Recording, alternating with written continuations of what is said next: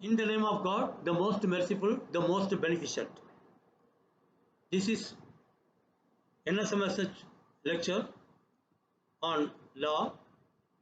It's about the Payment of Gratuity Act 1972, compiled and presented by Advocate NSM Saul Hamid on behalf of Holy Academy, and it's a free lecture.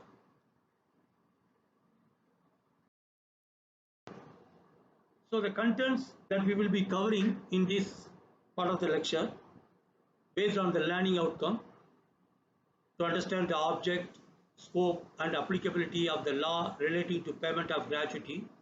So we will be talking about the meaning and definitions of certain key terms used in this act. They are mostly defined under section 2 subsections, and then section 2A about continuous service, what is meant by continuous service, and then payment of gratuity, then forfeiture of gratuity, filing of nominations, notice and mode of payment of gratuity, and controlling authority and other procedures. So the Payment of Gratuity Act 1972. The term gratuity is derived from the Latin word gratuitous. Okay, கொடை. Gratuitousனால அது கொடைன்னு தான் சொல்றது. அப்ப பணிக்கொடை. Gratuity is the payment made by the employer to the employee at the time of termination of his service, either by retirement, on superannuation, or on resignation, or on termination of the service. இப்போ இதை பற்றிலாம் நம்ம விரிவாக நம்ம பார்க்க போகிறோம். It can be எப்போ வந்து டெர்மினேஷன் ஆனதுக்கு பிற்பாடு, அதாவது அவங்க வந்து கம்பெனி விட்டு விலகிய பிற்பாடு கிடைக்கக்கூடியது தான் கிராஜுவிட்டி. அது வந்து ரிட்டையர்மெண்ட்டாக இருக்கலாம், சூப்பர் அனுவேஷன் மெத்தடாக இருக்கலாம், ரிசைனேஷனாக இருக்கலாம், என்னங்கிறது நம்ம விரிவாக, or maybe termination also, terminate பண்ணிவிட்டு பண்ணுறா இருந்தாலும், வேலையை நீக்குதல்னு சொல்ல முடியா, நீக்குதல் அந்த மாதிரி உள்ள இதாக இருந்தாலும் நம்ம வந்து இந்த கிராஜுவிட்டி கால்குலேஷன் கட்டாயமாக உண்டு. அது எந்த சூழலில் கொடுக்க வேண்டிய தேவையில்லைங்கிறதையும் நம்ம அந்த விதியில் பார்க்கலாம். This is the old age retiral social security benefit. அதுதான் முதுமை காலத்தில் நமக்கு பயன்படக்கூடிய retiral social security benefit. A lump sum is payable in consideration of the past services rendered by the employee. The payment of gratuity will be relieved to the retired employee or to the maybe for the retired employee or even to the family members of the employee who dies during his service. வேலையில் வேலை பார்க்கும்போது இறந்துட்டா கூட அந்த குடும்பத்துக்கு அந்த பணம் கிடைக்கும். The Payment of Gratuity Act 1972 was enacted effect from 16 September 1972. அது வந்து amended from time to time. It is even 2009 there was a last amendment to include teachers also as employee. அதெல்லாம் நம்ம பார்க்கலாம். To carry out the provisions of the act, the central government made the Payment of Gratuity rules 1972. இந்த rules எல்லாம் கொண்டு வரதுக்காக government order போடணும் இல்லையா, அப்போ இந்த payment of gratuity rules 1972 central government implement பண்ணியிருக்கு. அதை பற்றி நம்ம கொஞ்சம் பார்க்கலாம். இதில் கேஸ் அடிப்படையும் நம்ம வந்து கேஸ் லான்னு சொல்கிறது. அப்பப்போ கேஸில் சுப்ரீம் கோர்ட் இல்லைனா ஹைகோர்ட் வந்து சில கேஸில் சில பிரச்சனைகளில் தீர்ப்பளிக்கும் போது அது சம்மந்தப்பட்ட விதிமுறைகளையும் சட்டம் வந்து ஏற்றுக்கிறோம். அதை வந்து சமயத்தில் பார்லிமெண்ட் வந்து சட்டமாகவும் ஏற்றிடுவாங்க. The supreme court in Burhanpur Tapti mills limited versus Burhanpur Tapti mills Mazdoor Sangh அப்படிங்கிற அந்த கேஸில் 1964 நடந்தது. அந்த கேஸ் வந்து சுப்ரீம் கோர்ட் தீர்ப்பு என்ன தீர்ப்புனா, it was held that it is a gratuitous payment extended to an employee on retirement or discharge in addition to the retiral benefits payable to the employee. இது வந்து ஒரு கிட்டத்தட்ட ஒரு டெஃபினிஷன் மாதிரியே இருக்குது. கிராச்சுவிட்டிக்கு என்ன டெஃபினிஷன் அப்படி, it is a gratuitous payment, பணிக்கொடைன்னு சொல்ல முடியா, எக்ஸ்டெண்டட் டு அன் எம்ப்ளாயி, யாருக்கு extended to employee on retirement or discharge in addition to the retrial benefits payable to the employee. What is mean by retrial benefits na, இந்த பணி முடித்து அவங்க retire பண்ண போது they have to be employee need all final benefits, terminal benefits சொல்லுவாங்க, எல்லாமே உங்களுக்கு கிடைக்கும். லாஸ்ட் சேலரி, வேற எதுவும் அவங்களுக்கு ப்ராவிடென்ட் ஃபண்ட் இருந்துச்சுன்னா அது எல்லாத்தையும் கால்குலேட் பண்ணி கொடுப்பாங்க. அதோடு கூட இந்த கிராஜுவிட்டி அமௌண்ட்டும் கொடுக்கணும் அப்படிங்கிறது தான் இங்கே நம்ம பார்க்கணும். All salary processing activities, including calculation of arrears and other salary components, processing final salaries, preparation of salary-related vouchers and reports, preparation of bank transfer advice, and preparation of full and final settlement for outgoing employees. அதான் வந்து retrieval benefits. இதெல்லாம் கொடுக்கும்போது gratuityயும் கொடுக்கணும். Unlike employee provident fund, which includes employees' contribution, the gratuity amount is entirely paid by the employer. Provident fundங்கிறது வந்து பாதி எம்ப்ளாயியும் பாதி எம்ப்ளாயரும் போடுறதா இருக்கும். இதெல்லாம் முழுக்க எம்ப்ளாயர் போடுறதா, டிபெண்டிங் ஆன் த கான்ட்ராக்ட், கம்பெனியுடைய ஆஃபருக்கு அந்த மாதிரி அந்த ப்ராவிடென்ட் ஃபண்டுங்கிறது இருக்கும். ஆனால் கிராஜுவிட்டி அமௌண்ட்ங்கிறது முழுக்க எம்ப்ளாயர் கொடுக்குறது. Okay, at the time of resignation. So what is the objective and applicability? இந்த சட்டம் எங்கெல்லாம் அமல்படுத்த முடியும்? வாட் இஸ் இதனுடைய நோக்கம் என்ன? To enact a scheme for the payment of gratuity to employees engaged in factories. எங்கெங்க இடத்துக்கு இது அப்ளை ஆகும் அப்படிங்கிறத நம்ம பார்க்கலாம். ஃபேக்ட்ரிஸ்க்கு, mines, oil fields, plantations, ports, railway companies, shops or other establishment and for matters connected therewith or incidental thereto. எந்த கம்பெனிலாம் employing 10 or more persons with aid of power, ஒரு ஆட்டோமேஷன் இல்லைனா எலக்ட்ரிசிட்டி பவர் மெஷினரி இதெல்லாம் இருக்குல்ல, அந்த மாதிரி சூழலில் ஒரு 10 பீப்புள்ஸ் இருந்தாலே அது ஒரு கம்பெனி ஃபேக்ட்ரி மாதிரி கருதப்படும். அப்போ வந்து அவங்க வந்து கிராஜுவிட்டி ரூல் வந்து இம்ப்ளிமெண்ட் ஆகும். 10 பேருக்கு மேலே இருந்தால், 10 அல்லது 10க்கு மேற்பட்டு இருந்தால். அதே சமயத்தில் இந்த மாதிரி பவர் சப்ளைலாம் எல்லாமே ஃபுல்லி லேபர் ஓரியன்ட் கம்பெனியாக நிறுவனமோ இருந்தால் 20 without aid of power, 20 peoples or more, அது சட்டம். அப்போ தான் அந்த லா இம்ப்ளிமெண்ட் ஆகும். இப்போ ஒரு கம்பெனியில் 5 பேர் மட்டும் தான் ஒர்க் பண்ணுறாங்க, எந்த பவர் சப்போர்ட்டும் இல்லை அப்படிங்கும்போது அப்போ வந்து அவங்க அந்த மாதிரி கம்பெனிக்கு இந்த சட்டம் அமலாகாது. ஓகே, சட்டத்தினுடைய வற்புறுத்தல் இருக்காது. The provisions of section 1 subsection 3 including the above categories are very much comprehensive and it also includes municipal board. அது இந்த கேஸில் municipal board versus Union of India 1993 கேஸில் முனிசிபல் போர்டில் முனிசிபாலிட்டி பஞ்சாயத்துலாம் சொல்கிறோம் இல்லையா, அங்கே ஒர்க் பண்ணுற ஒர்க்கர்ஸுக்கும் இந்த கிராஜுவிட்டி சட்டம் செயல்படுத்தப்படும் கட்டாயமாக. Application of the act to an employed person depends on 2 factors. 2 முக்கியமான ஃபேக்டர்ஸ் வந்து கருத்தில் வைக்கணும். ஒன்று வந்து he should be an employed in an establishment to which the act applies. எந்த மாதிரி கம்பெனிக்கு இப்போ நம்ம மேற்கொள்ளுமே பார்த்தோம் இல்லையா, 10 பேர் இல்லைனா 20 பேர் இருக்கணும், வித் பவர் எய்டாக இருந்தால் 10 பேர். இந்த மாதிரி சட்டம் எது factory, mines, oil fields list கொடுக்குது. இதில் ஒர்க் பண்ணக்கூடிய எம்ப்ளாய்டாக இருக்கணும். இன்னொன்று வந்து ஒரு செக்ஷன் 2E நம்ம பார்க்க போகிறோம். அதில் வந்து எம்ப்ளாயின்னா யாருன்னு டிஃபைன் பண்ணியிருக்கோம். அந்த ஒரு எம்ப்ளாயியாகவும் இருக்கணும். இருந்தால் கட்டாயமாக இந்த கிராஜுவிட்டி ஆக்ட் செல்லும். ஸோ இப்போ இதில் பார்க்கலாம், டிஃபைன்ஸ் த கீ டேர்ம்ஸ். என்னென்ன கீ டேர்ம்ஸ்லாம் இதில் இருக்குதோ நம்ம அதெல்லாம் கொஞ்சம் ஓவர்வியூ மாதிரி பார்க்க போகிறோம். அப்ராப்ரியேட் கவர்மெண்ட்டாக என்ன, இப்போ ஏன்னா சட்டத்தில் வந்து கவர்மெண்ட் சொல்லும் போது what is the appropriate government, central கவர்மெண்ட்டா ஸ்டேட் கவர்மெண்ட்டா அப்படிங்கிற டெஃபினிஷன். அப்புறம் எம்ப்ளாயி தான் யாரெல்லாம், எம்ப்ளாயர் தான் யார், ஃபேமிலி அப்படின்னா எதை குறிப்பிடுது, அப்புறம் சூப்பர்வனேஷன், இந்த ரிசைனேஷன், டெர்மினேஷன், ரிட்டையர்மெண்ட் அப்படி பார்க்குறோம் இல்லையா, அதில் சூப்பர்வனேஷன் தான் என்ன, ரிட்டையர்மெண்ட்டாக என்ன, ரிசைனேஷனாக என்ன, பை டெத்து, அப்புறம் டிசேபிள்மெண்ட்டாக என்ன, அப்புறம் வேஜஸ் எப்படி கால்குலேட் பண்ணணும், இதெல்லாம் நம்ம பார்க்க போகிறோம். தென் section 2 subsection A defines the term appropriate government. What is appropriate government? அதாவது ஒன்றிய அரசா மாநில அரசா அப்படிங்கிறத ஒவ்வொரு கம்பெனியோட பொருத்தி பார்த்து நம்ம தெரிஞ்சுக்கிறதுக்காக இந்த சட்டம், இந்த provisions வழிபடுது. As in relation to an establishment, any establishment belonging to or under the control of the central government, so appropriate government is central government, and any establishment having branches in more than one state, then also it is appropriate government is central government because it is more than one state. Of a factory belonging to or under the control of the central government, still it is central government. Of a major port, mine, oil field or railway company, the central government, of course, இதெல்லாம் ஒன்றிய அரசுக்கு. In any other case, the state government. அடுத்தது section 2E subsection employee தான் யாரு define பண்ணுது. Act defines the term employee as any person other than an apprentice. அப்ரெண்டிஸ்னா யாரு, இப்போ ட்ரைனிங்காக வந்து ஜாயின் பண்ணுவாங்க, அவங்கள வந்து எம்ப்ளாயியாக கருதப்பட மாட்டாங்க. ட்ரைனிங் பீரியடில் மட்டும்தான் அவங்க இருந்துட்டு அவங்க போயிடுவாங்க. அதுக்கப்புறம் நிறுவனம் விரும்பினா அவங்கள வேலைக்கு சேர்த்துக்கணும், இல்லைன்னா அவங்க வந்து ட்ரைனிங் காலம் முடிஞ்சு போயிடுவாங்க. ஸோ அந்த மாதிரி உள்ளவங்க அப்ரெண்டிஸ் சொல்லுது.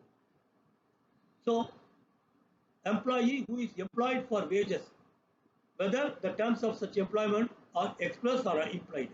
அதாவது ஒரு அக்ரிமெண்ட் போட்டு வேலையில் பார்த்தாலும் சரி, இல்லைன்னா ஒரு குறிப்பால் வந்து வேலை பாரு சம்பளம் மாதம் மாதம் வாங்கிட்டு இருக்காப்புல, அக்ரிமெண்ட் கிடையாது, அப்போ எம்ப்ளாயின்னு அர்த்தம்.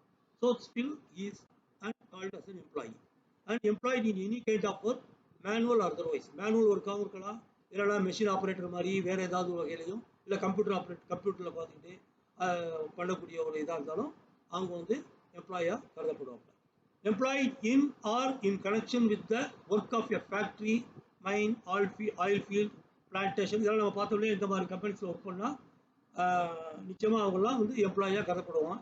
But does not include any such person who holds a post under the central government or state government and is governed by any other act or by any rules providing for payment of gratuity.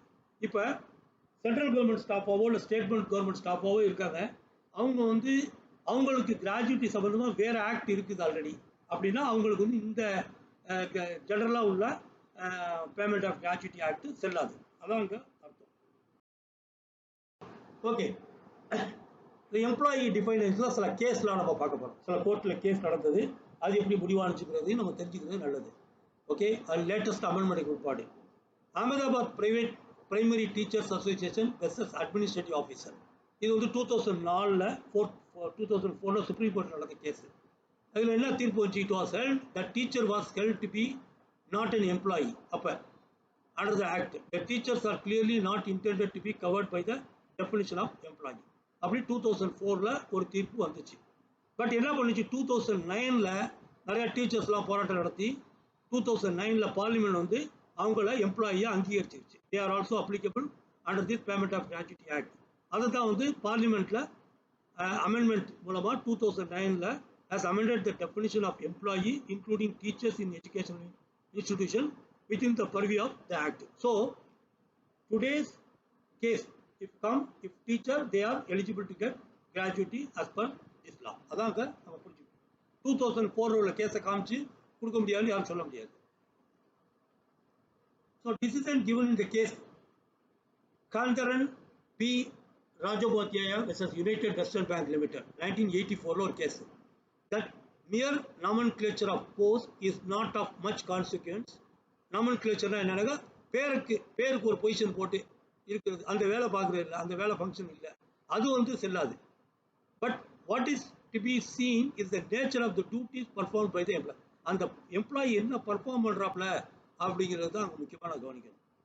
அதை வச்சு தான் அந்த கிராஜுவிட்டிலாம் செல்லும். To conclude him as an employee or not employee அப்படிங்கிறத, இது section 2E படி வர்றதுக்கு இந்த கேஸ் தீர்ப்பு ஒரு முக்கியமான பிரதான அம்சம்.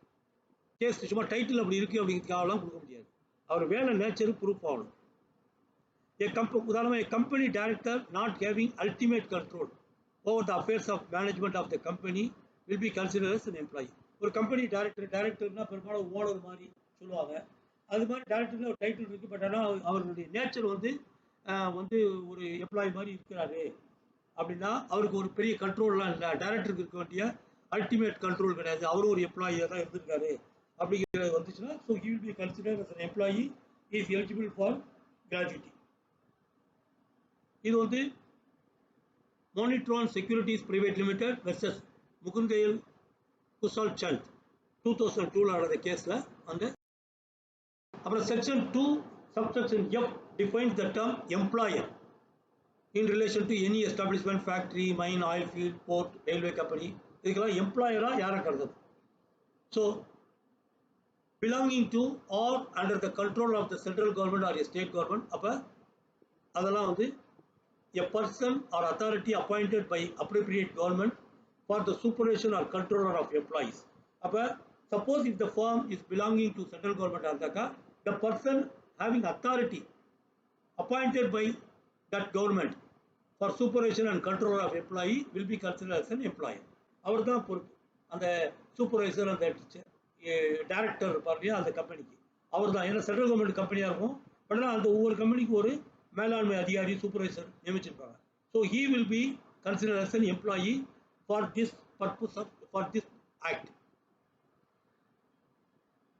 Or where no person or authority has been so appointed, the head of the ministry of the department concerned. Suppose அந்த பர்டிகுலர் நிறுவனத்துக்கு ஒரு ஹெட் இல்லை அப்படின்னு சொன்னால் அந்த துறை சார்ந்த அமைச்சர் அவர் தான் பொறுப்பு, அவர் தான் he will be considered as an employer. அடுத்தது, belonging to or under the control of any local authority. The person appointed by such authority, சூப்பர்வைசராக யார் பண்ணியிருக்காங்களோ அவங்க தான் வந்து ஒரு பஞ்சாயத்துனா இஓ இருப்பார், இந்த மாதிரி ஒரு எக்ஸிக்யூட்டிவ் ஆஃபீஸர் இருப்பாங்க இல்லையா, அவங்க தான் he will be considered as an employer. Or where no person has been so appointed, the chief executive officer of the local authority. அவர் தான் அதுக்கு அந்த யார் over is the executive officer அவர் தான் எம்ப்ளாயராக இந்த சட்டப்படி கருதப்படுவார். நம்ம பார்ப்போம் பிற்பாடு ப்ரொசீஜரில் கிராஜுவிட்டி கால்குலேஷன் பண்ண வேண்டியிருக்கும், அதுக்கு எம்ப்ளாயி அப்ளிகேஷன் கொடுக்கணும், எம்ப்ளாயர் வந்து அந்த அப்ளிகேஷனுக்கு சாங்ஷன் பண்ணி கிராஜுவிட்டி கொடுக்கணுமா வேண்டாமா, என்ன பண்ணலாம் கொடுக்கக்கூடாது, அந்த ப்ரொசீஜர்லாம் நம்ம பார்க்க போகிறோம். So therefore we need to understand who is employee, who is employer as per this law, what is the family, இதெல்லாம் இந்த டேர்ம்ஸ்லாம் நம்ம இப்போ பார்த்துக்கிட்டு வரோம். In any other case, the person who or the authority which has the ultimate control over the affairs of the establishment, அந்த ஒட்டுமொத்த கம்பெனியுடைய ultimate control யாரோ, he will be considered as the employer. Okay, whether he may be called as a manager or a managing director, okay, no problem. Who has the ultimate control, he is to be treated as an employer. Owner, எப்படி நான் கால் பண்ணிக்கிறேன், but he will be called as employer for the purpose of this law, this act. Section 2, subsection H defines the term family. In relation to an employee shall be deemed to consist of family. What are the? In case of a male employee and in case of a female employee, for both themselves, if it is a male employee, himself, his wife, his children, whether married or unmarried, his dependent parents and the dependent parents of his wife and the widow and children of his predeceased son. Predeceased son na அவருக்கு ஒரு மகன் இருந்து அந்த மகன் இறந்து போயிருக்காரு, அவருடைய Sun இருந்தாங்க, அவங்களும் அந்த ஃபேமிலியில் வரும். அதே மாதிரி if in the case of a female employee, herself, her husband, her children, whether married or unmarried, her dependent parents and the dependent parents of her husband and the widow and children of her predeceased son.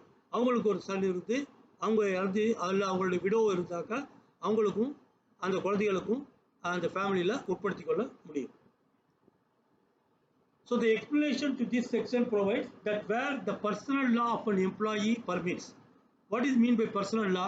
For personal law, for Hindus there is a personal law, for Muslims, Christian, everybody they have a personal law. And the personal law body, maybe certain personal law they don't approve the adoption. Where the personal law of an employee permits the adoption by him of a child, any lawfully adopted by him shall be deemed to be included in his family. அந்த personal லா approve பண்ணால் அதன் அடிப்படையில் ஒரு adoption தத்தெடுக்கிறது நடந்திருந்தா அந்த தத்தெடுக்கப்பட்ட பிள்ளையும் அந்த குடும்பத்தில் ஃபேமிலியில் அடக்கமாகும், சேர்த்துக்கொள்ள முடியும், கன்சிடர் பண்ண முடியும். ஓகே, தனக்கு பிறந்த குழந்தைகள் தான் இல்லை, தத்தெடுத்த குழந்தையும் உட்படுத்திக்க முடியும், ப்ரொவைடட் அவங்களுடைய மதம் சார்ந்த அந்த personal law should accept that. சில பர்சனல் லா வந்து they don't agree the concept of adoption. Okay, அது இருக்கு.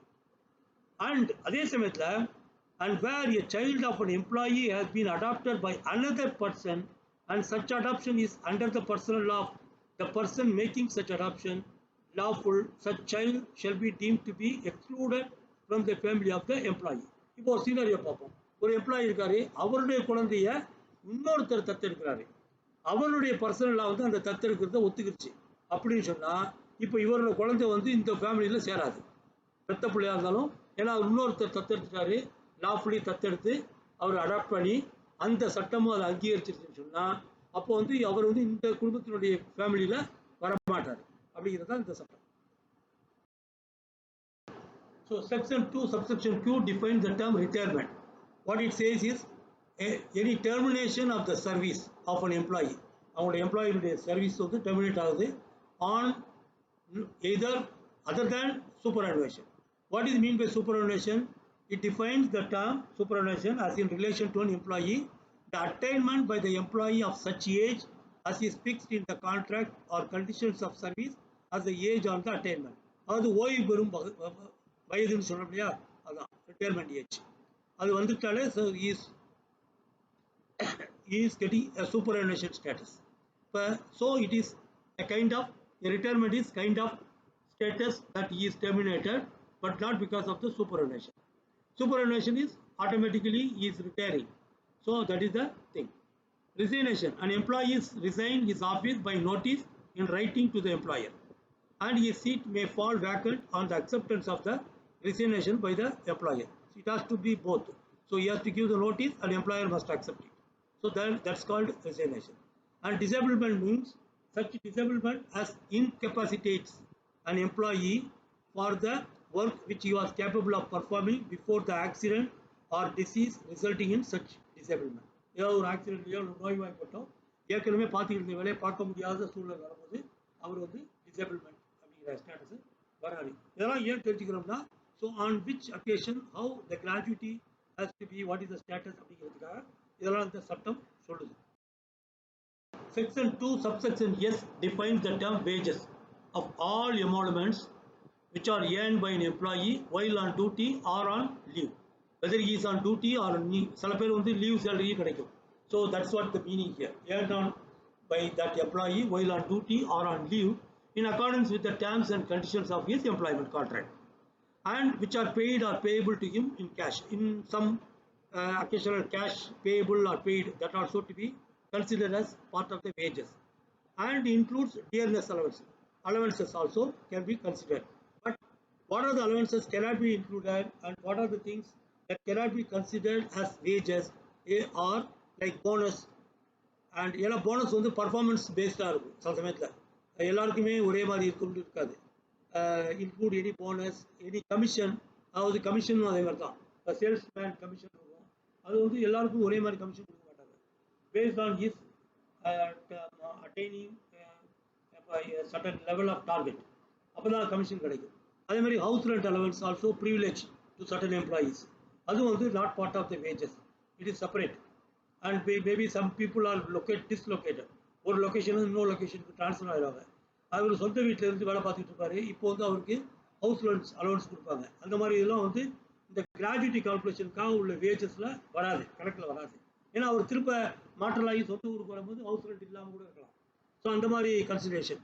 And over time wages and any other allowance, இதெல்லாம் வந்து இந்த பார்ட்டில் வேஜஸில் கன்சிடர் ஆகாது.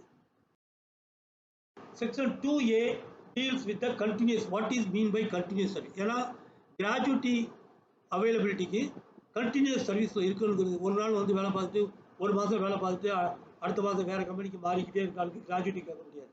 ஸோ அப்போ ஒரு கண்டினியூஸாக நிறுவனத்தில் வேலை பார்த்துக்கணுங்கும் போது அதனுடைய சட்டம் என்ன சொல்லுது அப்படின்னு பார்ப்போம்.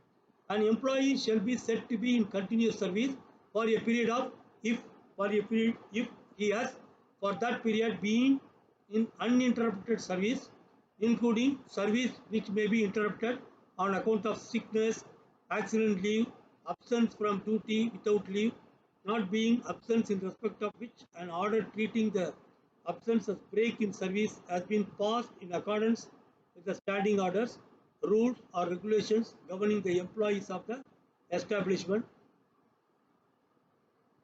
such as layoff, strike or lockout or cessation of work, not due to any fault of the employee, whether such uninterrupted or interrupted service was rendered before or after the commencement of the act. இப்போ continuous சர்வீஸ்னால் கண்டினியூஸாக அந்த company இயங்கிக்கிட்டே இருக்கணும், அப்போ தான் ஒரு service காமிக்க முடியும். அது இல்லாமல் ஜஸ்ட் ஒரு லே ஆஃப் ஸ்ட்ரைக்கு இல்லை ஏதாவது லாக் அவுட் நடந்து அது சம்மந்தமாக அந்த கம்பெனி அங்கேயே இருக்குது அப்படிங்கும்போது இது it is not a fault of that particular employee, so he will be considered as he is in continuous service. Uninterrupted service la irundhirukada nama karudappadum. So that is called. But how many, what is the duration, adha inga nama paakaporam. Where an employee not being an employee employed in a seasonal establishment, ஏன்னா சில seasonal establishment கம்பெனிக்கு அது வந்து ஒரு உதாரணமாக சில சீசன்ஸுக்கு பண்டிகை காலங்களுக்கு இல்லைனா வந்து பருவ காலம்னு சொல்ல முடியா, அந்த மாதிரி காலங்களில் இருக்கக்கூடிய பிஸ்னஸ்க்கு ஒரு குறிப்பிட்ட காலத்தில் தான் அந்த பிஸ்னஸ் இருக்கும். அந்த மாதிரி டயத்தில் உள்ள எம்ப்ளாயிஸ்க்கு வேறு ரூல்ஸ், அதை நம்ம பிற்பாடு பார்க்க போகிறோம். So not of these people generally what are the things. Class 1 applies for any period of 1 year or 6 months. 1 year or 6 months he shall be deemed to be in continuous service அப்போ under the employer. அப்போ என்ன பார்க்கலாம், இப்போ ரெண்டு category இருக்கு, A and B. A category are mentioned in this column. B category are mentioned in this column. A category means 1 year and B category means if he is served for 6 months or more. Okay. If the employee during the period of 12 months, 12 calendar months under the A category, or if he is 6 months, 6 calendar months for this B category, preceding the date with the reference to which calculation is to be made. என்னைக்கு நம்ம calculation gratuity பண்றோமோ அதிலிருந்து 12 monthsக்கு மிஞ்சி இல்லனா 6 monthsக்கு மிஞ்சி இந்த ரெண்டு கேட்டகரிக்கும் these are rules. How actually to be considered. Our 1 year full work பண்ணிருக்காரா, continuous service இருக்காரா இல்லையான்னு தீர்மானிக்கிறதுக்கு these rules apply.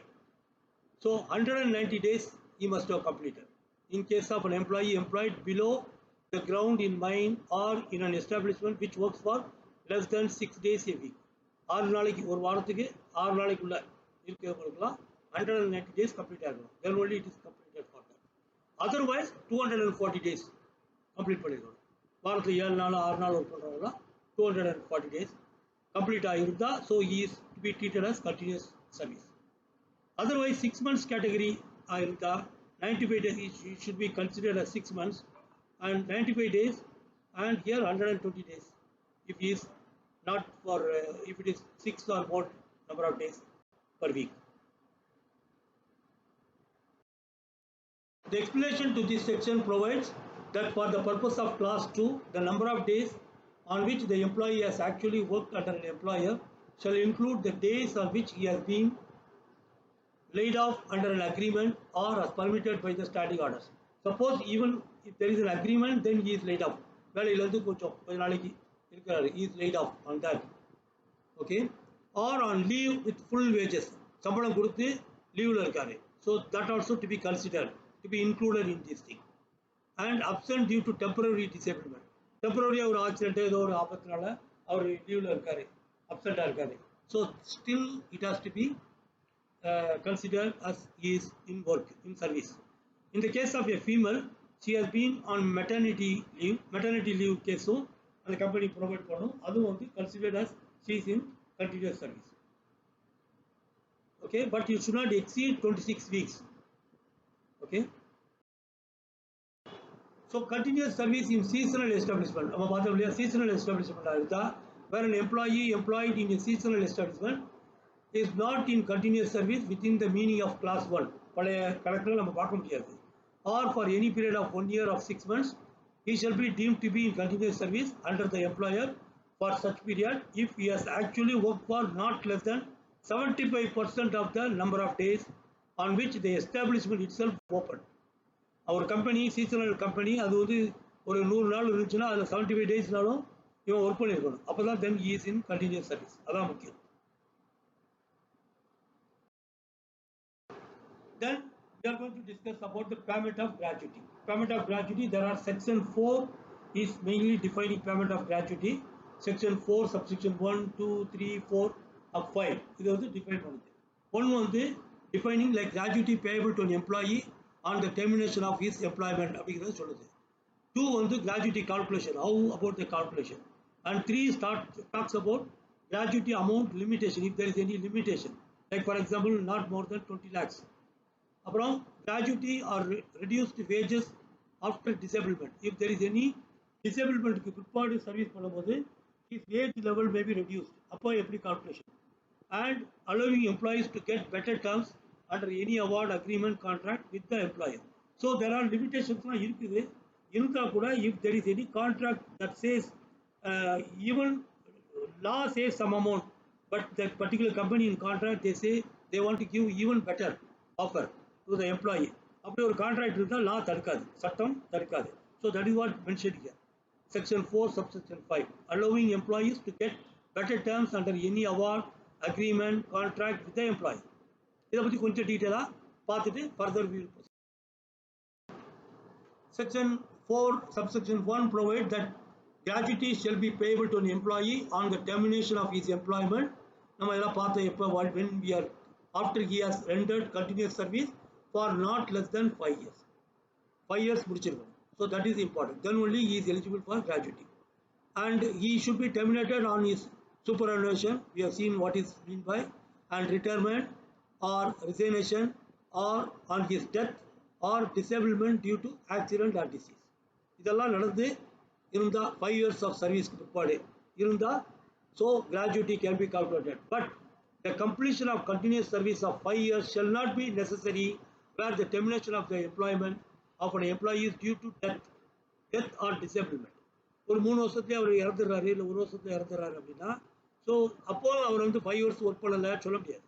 So that is not applicable there. In the case of death of the employee, gratuity payable to him shall be paid to his nominee or if no nomination has been made to his heirs. ஏன்னா இறந்து போனவருக்கு ஆவியை குறித்து நம்ம கிராஜுவிட்டியை கொடுக்க முடியாது. So அதனால அவங்களுடைய வாரிசுதாரர்களுக்கு இல்லைன்னா ஒரு நாமினேஷன் ஃபைல் பண்ணியிருக்காருன்னா அந்த ரெக்கார்ட் படி யாருக்கு நாமினேட் பண்ணியிருக்காங்களோ அவங்களுக்கு கொடுக்கணும். அந்த ப்ரொவிஷனையும் நம்ம இந்த சட்டத்தில் நம்ம பார்க்க போகிறோம். This is clearly the overall the framework about these things. So payable to employee to whom on the termination of his employment அப்பதான் payable. ஏன்னா ஒர்க் பண்ணிட்டு இருக்கும்போது கிராஜுவிட்டி கொடுக்க முடியாது. And after he has rendered continuous service for not less than 5 years, this rule not applicable for the case of death of an employee. Okay, this is like a summary table. Students can easily understand and apply in their examination. And payable in the section 4 only, payable upon his superannuation, retirement or resignation, death or disablement due to. In the case of death of the employee, gratuity payable to him shall be paid to his nominee or if no nomination has been made to the legal heirs. About disablement and law, it can be either by accident or disease. Okay, superannuation, we have already seen the definition. Superannuation as in relation to an employee, the attainment by the employee of such age as is fixed in the contract of condition. So that is the. And section 2 retirement means 2Q defines that the act defines the term retirement as termination of the service of an employee otherwise than on superannuation. So ஓய்வு பெறும் வயது இல்லாமல் இடையிலேயே அவர் voluntary retirement கூட பண்ண முடியும். So அது ஒன்று. So that is that. And so disablement means such disablement as incapacitates an employee for the work which he was capable of performing before. இப்படி பண்ண முடியும், இப்போ பண்ண முடியாது. இதனால due to accident or disease. How detailed manner that we calculate. Section 4, subsection 2, for every completed year of service or part thereof in excess of 6 months, the gratuity is equal to 15 days wages at the rate of wages last drawn. So அதுதான் நமக்கு பார்க்கணும். So 15 days wages, per day wages எப்படி calculate பண்ணலாம்? If you have already the day's wages, you take it. Or if you have monthly salary, you divide by 26 days. So that you get per day wages. So that is the idea. Section 4.2 for piece rated employee, daily wages equal average of the total wages received by him for a period of 3 months immediately preceding the termination of his employment, and for the purpose the wages paid for any overtime work shall not be taken into account. இதை நம்ம முதல்ல பார்த்தோம். Section 4 for employee after disablement on reduced wages. So 3 calculation. One is for regular employee, another one for the seasonal employee who are working on piece rated employee or daily wages employee, or another is employees after disablement. இந்த 3 ரூல்ஸையும் நம்ம பார்க்குறோம். And maximum gratuity ceiling பார்த்தீங்கன்னாக்கா, so it shall not exceed 20 months wages. Okay, so total amount of gratuity should not exceed 20 months of wages you calculate. And also you can say should not exceed 20 lakhs. Total amount should not exceed 20 lakhs. The maximum gratuity payable amount. However, section 4 of 5 அதுவும் நம்ம பார்த்தோம். Lastly, employee specific rights based on his contract is protected.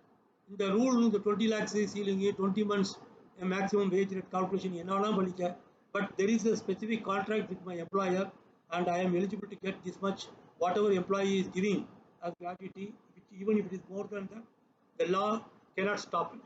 As per section 4 subsection 5, it provides that nothing in this section shall affect the right of an employee to receive better terms of gratuity under any award or agreement or contract with the employer. இதை நம்ம புரிஞ்சுக்கணும். gratuity formula summarized in this diagram. So we have studied already the details. So you have to take the last drawn salary and it has to be multiplied by the number of services for the purpose of graduation. Okay, then that number of years per year, it is actually 15 days salary is available for gratuity. Per year, 15 days salary is available for gratuity. So if you have monthly salary, so the last drawn salary is a month or salary, so that monthly salary you have to divide by 26 days so that you get 15 days salary. So that's how this formula is working. So with that, and then you get that, and each year you get 15 days salary and you got monthly salary, last drawn monthly salary. So that will be applicable by multiplying that 15 days salary divided by 26. So that means per day salary multiplied by 15 days. And then you multiply that by number of years. So this is the formula. And maximum ceiling is 20 lakhs. Okay. So gratuity new limit as per the latest amendment of the law. So eligibility is 5 years of service. So we saw that in detail. So gratuity is mandatory rules. Of course, we saw that all the rules, it is mandatory, and so that we do. For example, we can see an example. Mr. A works for 10 years in ABC Limited. ABC Limited falls under the ambit of the Payment of Gratuity Act. His last received salary per month is 26,000 rupees per month. So that is basic plus dearness allowance including. Okay. How do we determine the amount of gratuity that is payable to Mr. A? So in this case, apply this formula. So that is 26,000 multiplied by this 15 by 26 and multiply by the 10 years. So equal to 101,50,000 is the gratuity amount payable. Okay. Thanks to this diagram, money chai. Okay. Forfeiture of gratuity. Forfeiture எந்த மாதிரி சூழல்ல அந்த கிராஜுவிட்டியை இழக்க நேரும் அப்படிங்கறத நம்ம தெரிஞ்சுக்கிறதுக்கு சில விதிமுறைகள். And there are some case laws also there. The gratuity may be wholly or partially forfeited on certain condition. இப்போ எம்ப்ளாயர் வந்து அந்த கிராஜுவிட்டி கொடுக்காம வச்சுக்கிற முடியும். Forfeiting that gratuity. So what are the cases? Some case laws happen and based on that we can discuss it. Case law, KSRTC, Bangalore versus Deputy Labour Commissioner and the Appellate Authority, Bangalore and others. 2014 நடந்த கர்நாடகா ஹைகோர்ட்ல நடந்த case. இந்த கேஸ்ல என்ன முடிஞ்சா held that the right to gratuity is a statutory right and cannot be withheld under any circumstances but for the exception enumerated in section 46 of the act. Section 46ல எந்தெந்த மாதிரி சூழ்நிலையில இந்த forfeit பண்ண முடியும்னு சொல்லுது தவிர மற்ற காரணங்கள எந்த காரணமும் சொல்லாம எந்த ரீசனும் சொல்லாம இந்த கிராஜுவிட்டியை நீங்க forfeit இழப்பீடு பண்ண முடியாது, அதை வந்து நீங்க நிப்பாட்ட முடியாது அப்படிங்கிறது தான் இந்த தீர்ப்பு. Okay. Gratuity, because gratuity is a statutory right and cannot be withheld under any circumstances. அது ரொம்ப முக்கியம். அடுத்தது PS Nakara versus Union of India. அந்த case 1982ல it was held that gratuity is a social welfare measure rendering socio-economic justice by providing economic security in the fall of life when physical and mental prowess is epic. ஏன்னா ஓய்வு தளர்ந்து அவர் வந்துடுறாரு, அப்போ அவருக்கு வேண்டிய ஒரு security பாதுகாப்பு தான் இந்த கிராஜுவிட்டி கொடுக்கிறது. அப்படிங்கும்போது அதை எப்படி நிப்பாட்ட முடியும் அப்படிங்கிறது தான் இந்த தீர்ப்பினுடைய சாராம்சம். Okay. Unless specifically permitted by any statute, ஏதாவது ஒரு சட்டம், இந்த இதில் நம்ம ஏற்கனவே பார்த்த மாதிரி செக்ஷன் 4 சப்செக்ஷன் 6 ஸ்டாப் பண்ண சில காரணங்களை சொல்லி ஸ்டாப் பண்ணலாம்னு சொல்லும்போது அந்த காரணங்கள் செல்லுபடியாத மாதிரி இருந்தால் நீங்கள் வந்து ஸ்டாப் பண்ணலாம், இல்லைன்னா முடியாது அப்படிங்கிறது தான் இந்த தீர்ப்பு. அப்புறம் TV Kapoor versus Union of India, அந்த கேஸில் என்ன சுப்ரீம் கோர்ட் தீர்ப்பு held that withholding the gratuity without charging and without issuing a show cause notice, giving a reasonable opportunity of hearing the employee's side and by not informing of taking such action of withholding the gratuity by the employer is obviously illegal and is devoid of jurisdiction. என்னன்னா ஒரு company எப்படி நடந்திருக்கு அப்படின்னா அவருக்கு நியாயமான காரணம் கூட இருந்திருக்கலாம், அந்த கம்பெனி கொடுக்கக்கூடாது கிராஜுவிட்டி கொடுக்க வேண்டிய அவர் டிசிப்ளின் சரியில்லை அப்படின்னு இருக்கலாம். ஆனால் அதை பற்றி எந்த தகவலும் கொடுக்காம அவருக்கு ஒரு ஷோகாஸ் நோட்டீஸ் கொடுத்து வந்து காரணத்தை சொல்லிட்டு விசாரிக்காம அவருக்கு மறுக்கிறதுக்கு எந்த வாய்ப்பு கொடுக்காம அதிகாரத்து தோரணையில் ஒரு நிறுவனம் நடத்திக்கிட்டாக்கா இட் இஸ் இல்லீகல், சட்டப்படி தவறு, குற்றம், அது நீதிக்கு புறம்பானது அப்படிங்கிறது இந்த தீர்ப்பு. அடுத்தது Karnataka state port transport corporation Bangalore versus deputy labour commissioner and appellate authority Bangalore 2012 நடந்தது. held that the employer must give an opportunity to hear from the employee and also to prove before the controlling authority the extent of damage or loss caused by the employee for the acts or alleged misconduct by the reason of which the employee is disentitled to gratuity. அதாவது எம்ப்ளாயிக்கு காரணம் கேட்டு notice அனுப்பி அவர்கிட்ட காரணம் கேட்டுக்கணும், பதிலும் அவங்களுக்கு சொல்லணும். அதெல்லாம இந்த அப்பலேட் அத்தாரிட்டி இருக்காங்கல்ல, அவங்க தீர்ப்பாயம், அவங்கள்ட்டையும் வந்து நீங்கள் விளக்கம் சொல்லணும். என்ன காரணத்தால எங்களுக்கு கொடுக்கல, அவர் என்ன டேமேஜை விளைவித்தாரு, என்ன சேதாரத்தை கம்பெனிக்கு ஏற்படுத்தினாரு அப்படிங்கிறது ப்ரூவ் பண்ணணும். அது வந்து சொல்லுது முக்கியமாக.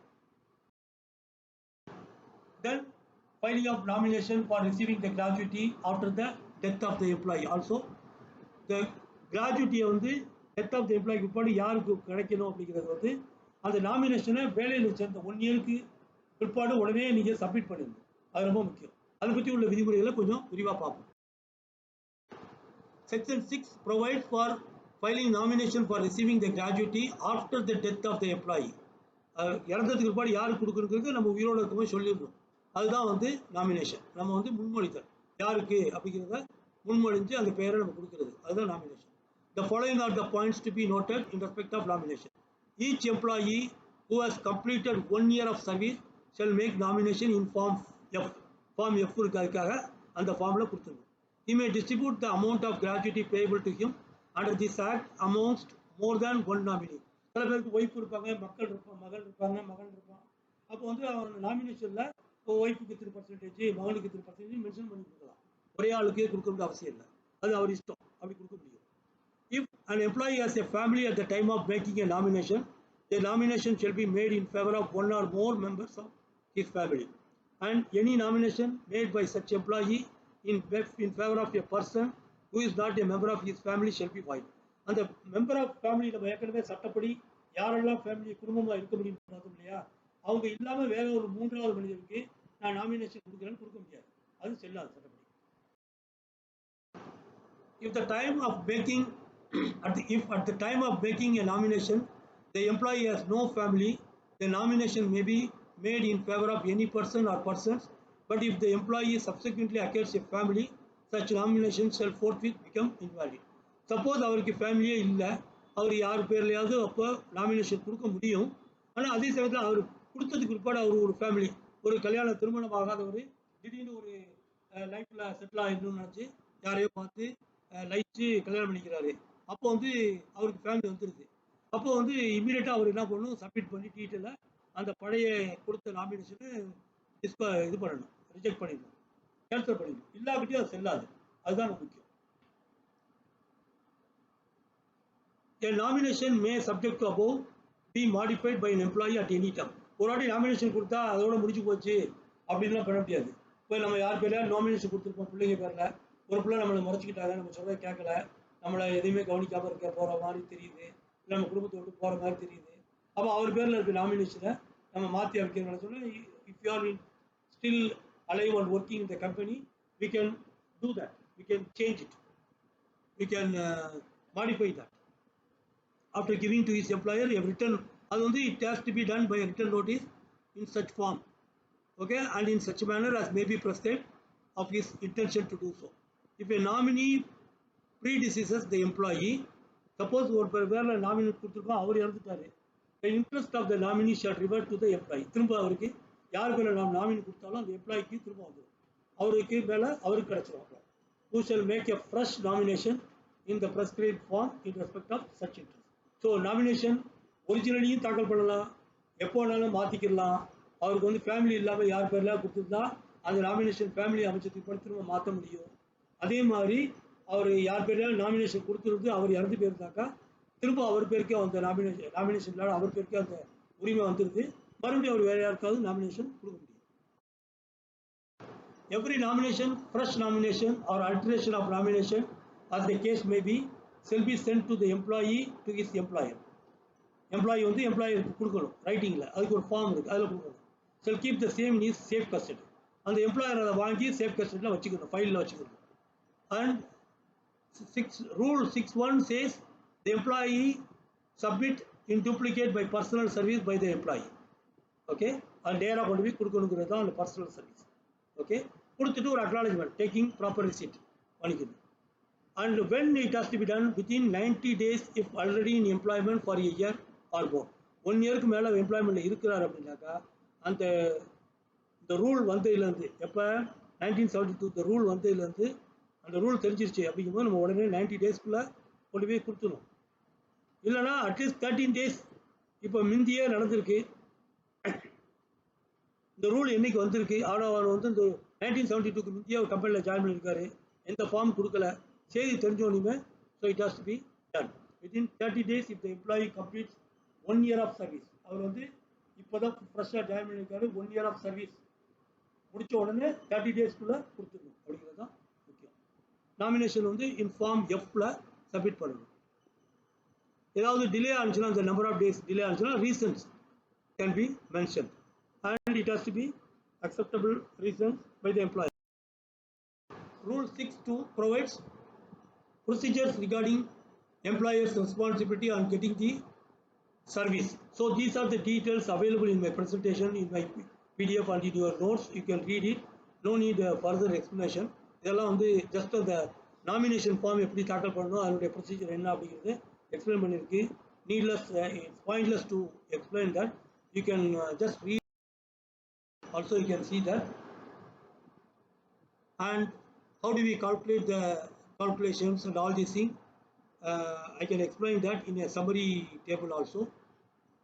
Okay, so it prescribes section 7 prescribes the procedure for determination of the amount of gratuity. The employer shall arrange to pay the amount of gratuity within 30 days. So once he determine, within 30 days it has to be paid. Okay, if he is not paying, he is able to pay at least 10% interest per annum. So அதுதான் அங்கே முக்கியம். If the claim for gratuity is not found admissible, இப்போ claim கேட்குற gratuity வேணும்னு கேட்குற claim வந்து not admissible, issue a notice in form M to the applicant employee. Nominee எம்ப்ளாயிக்கோ இல்லை அவங்களுடைய நாமினிக்கோ இல்லை லீகல் வேறுக்கோ ஒரு ரிப்ளை கொடுத்தா ஆகணும்.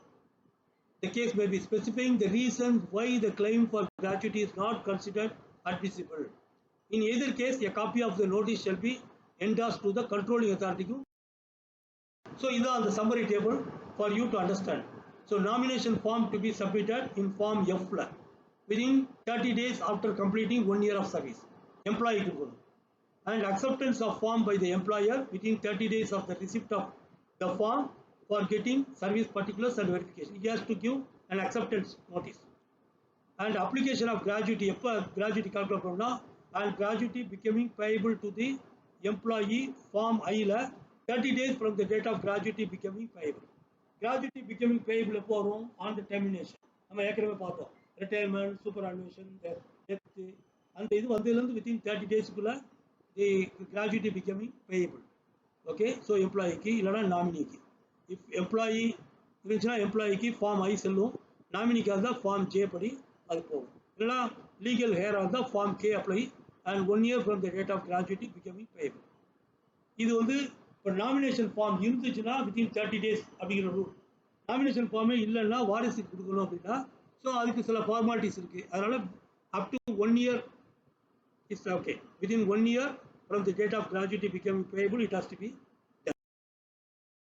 First nomination after acquiring a family. ஒரு நம்ம ஏற்கனவே பார்த்தோம் இல்லையா, திடீர்னு ஒரு ஃபேமிலி இல்லாதவங்க ஃபேமிலி அக்வயர் பண்ணிட்டாக்கா ஃபார்ம் ஜியில் அதை சப்மிட் பண்ணணும். இதெல்லாம் அதுவும் 90 டேஸ்க்குள்ள, 90 days within the acquiring a family. So employee கொடுக்கணும். அப்புறம் notice of modification of nomination form ஹெச்சில் எம்ப்ளாயி கொடுக்கணும். Okay, this is the end of the lecture.